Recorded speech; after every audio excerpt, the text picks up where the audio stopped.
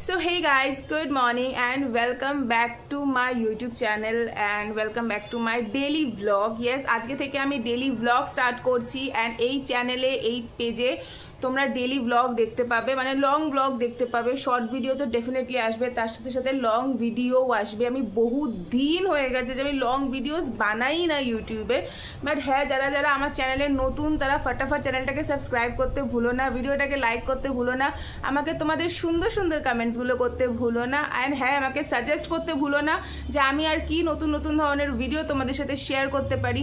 তো আজ সানডে, হ্যাঁ ডেফিনেটলি আজকের ব্লগটা তুমি দেখতে, মানে তোমরা সবাই দেখতে পাবে কালকে মানডেতে। তো আমি এখন জাস্ট সকালে ঘুম থেকে উঠেছি অ্যান্ড আমার এই কফি কাপ নিয়ে আমি বসে পড়েছি, কারণ আমার এই কফি ছাড়া আমার সকাল ডেফিনেটলি স্টার্ট হয় না। ব্রেকফাস্ট আমি স্কিপ দেবো, কারণ আমি এখন আছি আমার ইন্টারমিডিয়েট ফাস্টিংয়ে। তো 16 ঘন্টা শেষ হবে পিরিয়ড, তো তারপর আমি কিছু খেতে পারবো, তো সেটা এখনও দেরি আছে। সো যাই হোক, আজকে আমার প্রচুর প্ল্যানিংস আছে। প্ল্যানিংস বলতে আজকে আমি যাব আমার মাসির বাড়িতে, আমি আর আমার মা যাচ্ছি।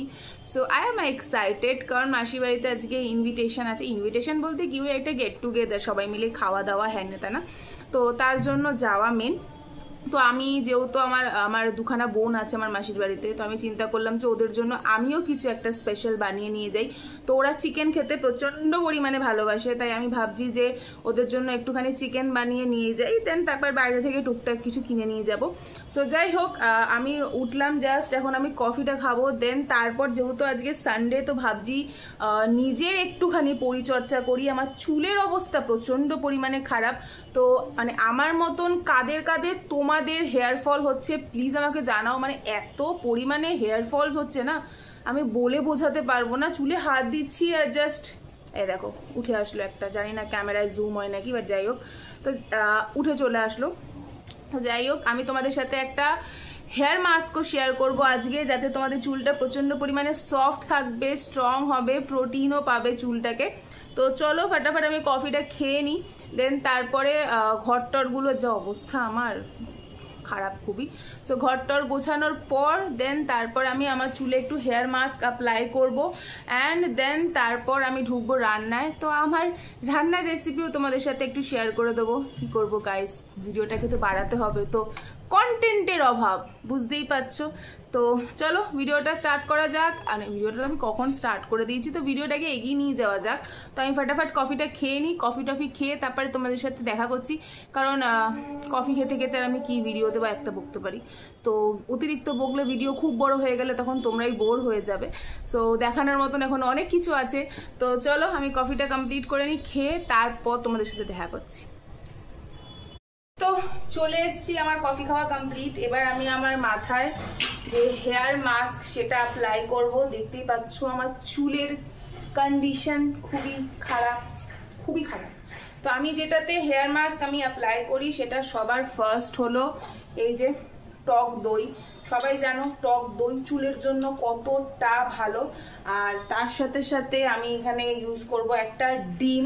আমি মাঝে মাঝে সবকিছুর মধ্যে না কলা বানানাও ইউজ করি একটা, ওটা চুলটাকে খুব স্মুথ করে দেয়। বাট যেহেতু মানুষের শরীরের সাথে সাথে চুলেরও প্রোটিন দরকার, তো তার জন্য আমি ডিম ব্যবহার করব। আর তার সাথে আমি টক দই দুটোকে মিক্স করব। এর মধ্যে অল্প একটুখানি আমি কোকোনাট অয়েল ইউজ করব। তোমরা চাইলে স্কিপ করতে পারো বা তার বদলে ভিটামিন ই ক্যাপসুলও ইউজ করতে পারো এর মধ্যে। আমার কাছে নেই, তাই কোকোনাট অয়েলই জিন্দাবাদ।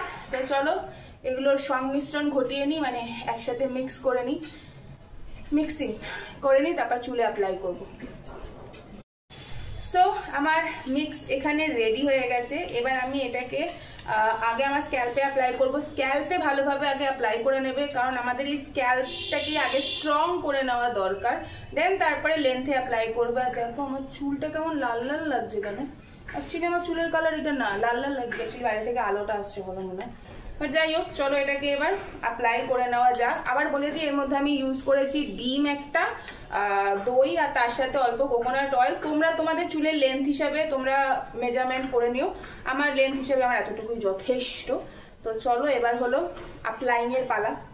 তো আমি নিয়ে সবার আগে এটাকে স্ক্যাল্পে অ্যাপ্লাই করবো, ভালোভাবে স্ক্যাল্প অ্যাপ্লাই করে নেবো, তারপর আস্তে আস্তে নিচের দিকে নামবো।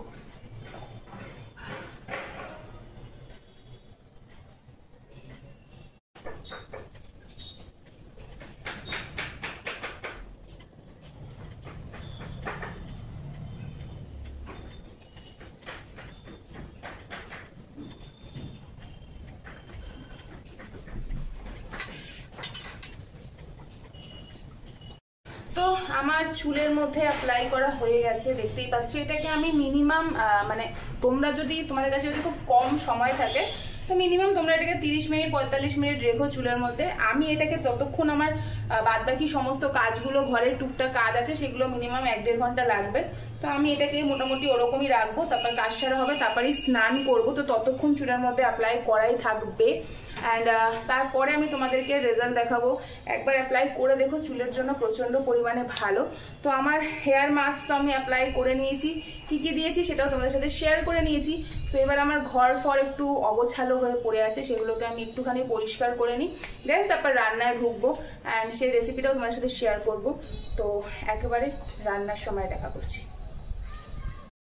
সো ঘরের মোটামুটি সমস্ত কাজ আমার কমপ্লিট। এবার আমি চলে এসেছি রান্নাঘরে আমার স্পেশাল চিকেন কষা বানানোর জন্য।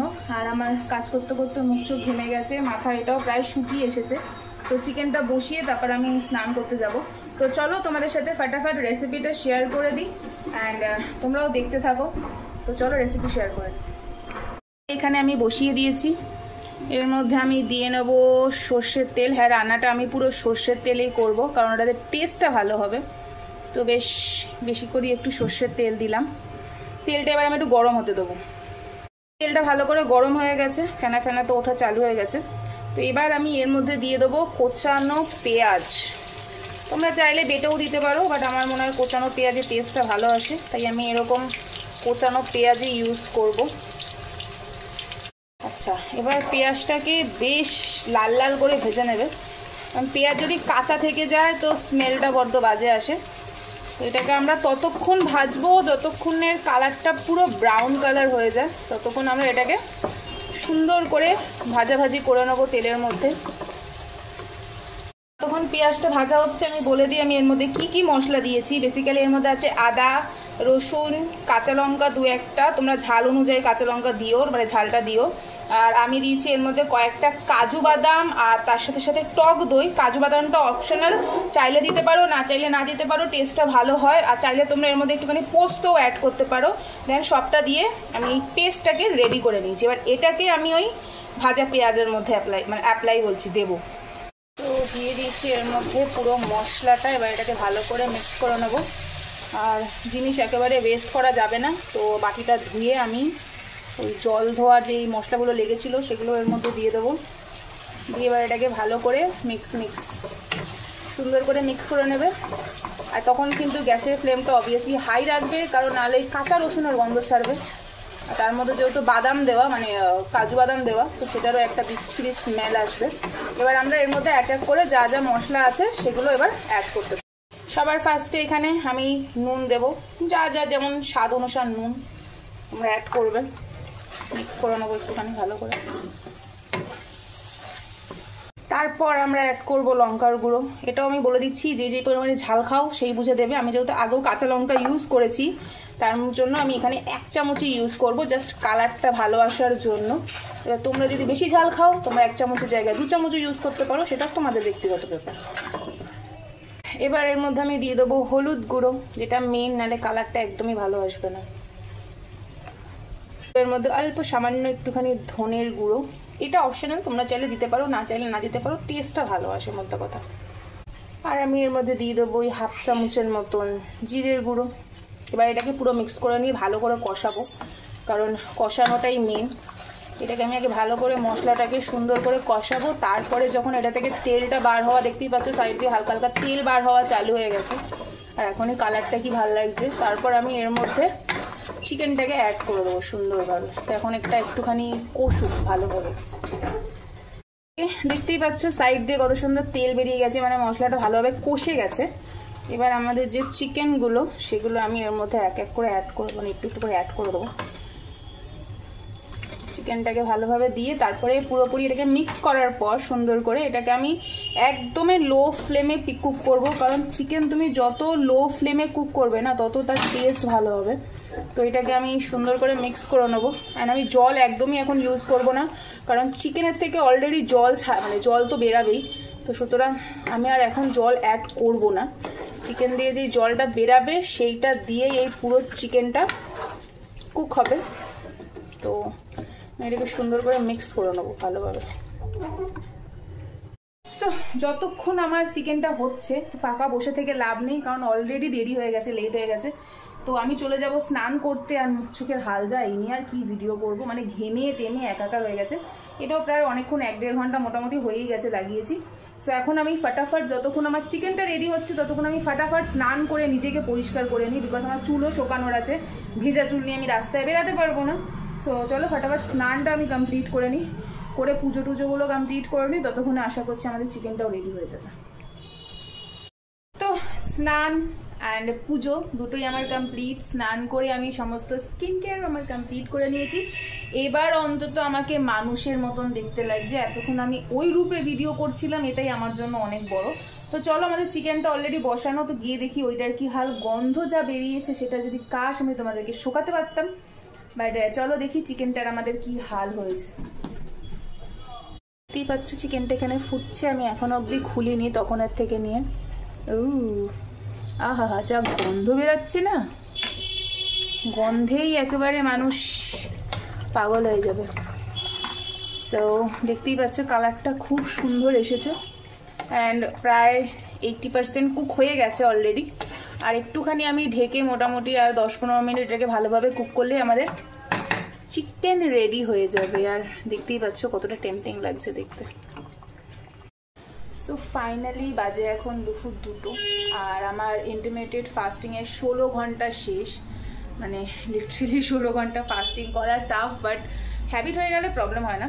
সো আমি চাই যে সবসময় যে আমি যখন আমার ফাস্টিংটা আমি যখন অফ করব, তখন যাতে আমি একটুখানি খাওয়ার যখন স্টার্ট করবো বেসিক্যালি, তো আমি কিছু হেলদি দিয়ে স্টার্ট করতে চাই। তো নর্মাল টাইমে তো আমি স্মুদি বা মুসলি এসবই খাই, বাট আজকে যেহেতু মাসির বাড়ি যাওয়ার আছে, আর ওখানে গিয়ে তো আমি উলফাল খাবোই, ঠিক আছে। তো তার জন্য আমি ভাবলাম যে বেসিক্যালি এখন নর্মালি একটু প্রোটিন দেওয়া যাক বডিতে, যাতে আমি একটু এনার্জি পাই। সো আমি আমার জন্য একটুখানি 2টো ডিম সেদ্ধ করে নিয়েছি, এটাই আমি এখন খাবো। আর দেন বাকি আমার লাঞ্চ করতে করতে তো আজকে প্রচুর লেট হয়ে যাবে, তো সেটা আমি মাসির বাড়িতে গিয়েই করব। তো চলো, আমার এই ডিম সেদ্ধ খেয়ে আমার প্রথম আমার সারাদিনের ফার্স্ট মিল। ইন্টারমিডিয়েট ফাস্টিং করে আমি অনেক কিছুর ফায়দা পাচ্ছি। আমি বেশি দিন হয়নি স্টার্ট করেছি, 1 উইক হয়েছে, বাট অনেকটা লাভ হয়েছে, অনেকটাই। তো চলো আমি এটা খাই, আর তোমাদের সাথে আমি একেবারে দেখা করব যখন আমি বেরাবো তখন, কারণ আমি অলরেডি লেট। আমি এখন রেডি হব আর দৌড় দেবো। ফাইনালি আমি রেডি হয়ে গেছি, আর এখন আমি বেরাবো। বাইরের রোদ দেখে আমার বেরাতে তো ভয় লাগছে, বাট কিছু করার নেই, বাবারে বেরাতেই হবে, প্রচণ্ড রোদ বাইরে। অ্যান্ড এটার আমি গেট রেডি উইথ ভিডিও, মানে গেট রেডির ভিডিওটা আমি খুব তাড়াতাড়ি পোস্ট করবো, তো দেখতে পাবে আমি কি সেজেছি আর কি সাজিয়ে নিতে, আলাদা করে আর দেখালাম না। তো চলো এবার বেরিয়ে পড়া যাক, বিকজ অলরেডি লেট হয়ে গেছে, এর থেকে বেশি লেট করলে। তো চলো ফাটাফাট বেরানো যাক। ফাইনালি বেরিয়ে পড়েছি, আর হাতের মধ্যে আছে এত জিনিস, তো সুতরাং এখানে দাঁড়িয়ে ভিডিও করা তো সম্ভব না। আর তার থেকে বড় কথা হলো যে আমার মা অলরেডি আগে বেরিয়ে গেছে, আর আমি ধীরে লেট করে ফেলেছি, তাড়াতাড়ি আমাকে গিয়ে ওনাকে জয়েন করতে হবে। তো চলো ফাটাফাট এগানো যাক, কারণ অলমোস্ট আমি লেট। তো ফাইনালি অটোতে বসে পড়েছি। গরমে এত জিনিস নিয়ে টেনে টুনে নিয়ে আসতে গিয়ে আমার পুরো দম বেরিয়ে গেছে। এখন অটো ছাড়বে কতক্ষণ, আর আমি এত সুন্দর করে বাড়ি থেকে সেজে গুজে বেরিয়েছিলাম, আর আমার এই ভালো হয়ে গেছে।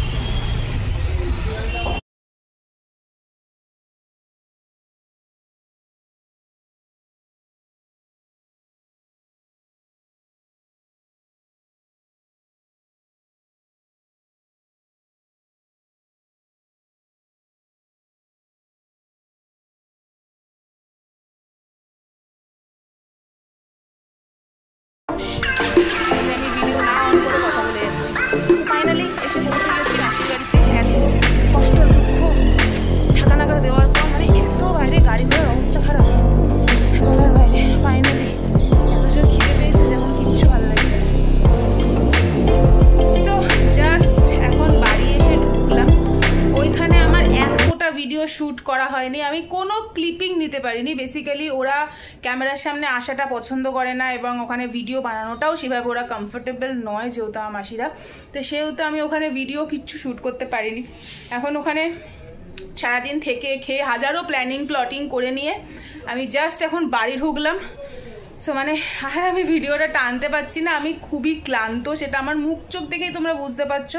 তো ভিডিওটা বেকার আর টানাটানি করে লাভ নেই, বেশি বড় ব্লগ হয়ে গেলে তোমরাও বোর হয়ে যাবে দেখতে দেখতে। আর হ্যাঁ, ভিডিওটা যদি ভালো লেগে থাকে তো আমাকে ডেফিনেটলি কমেন্ট করে জানিও। ভালো লাগলে লাইক করতে ভুলবে না, ভিডিওগুলোকে প্রচুর প্রচুর প্রচুর শেয়ার করতে থাকো। আর হ্যাঁ, আমাকে সাবস্ক্রাইব করতে ভুলবে না। দেখা হবে তোমাদের সাথে আবার নেক্সট ব্লগে। তো আজকের মতন টাটা।